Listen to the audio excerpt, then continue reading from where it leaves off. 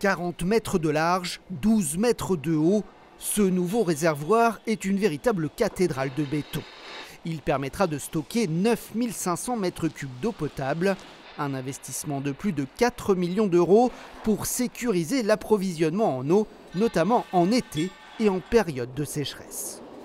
C'est un projet qui est porté depuis 12 ans par la communauté d'agglomération.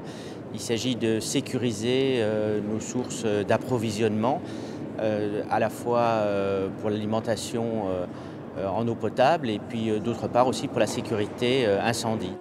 Situé sur le site du Gargalon, ce réservoir est alimenté par l'usine d'eau potable du syndicat de l'eau de l'Est-Var grâce à cette station de pompage dernier cri. Cette station de pompage est équipée de 2 pompes de 100 litres seconde chacune. Le réservoir donc, est rempli à partir de ces pompes. On le voit par les canalisations de refoulement qui sont ici.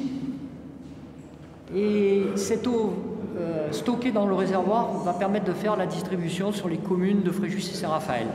De l'extérieur, l'ouvrage est à peine visible. Il a été entièrement camouflé sous des restanques végétalisées. Une manière de mieux l'intégrer dans ce site classé de l'Estérel.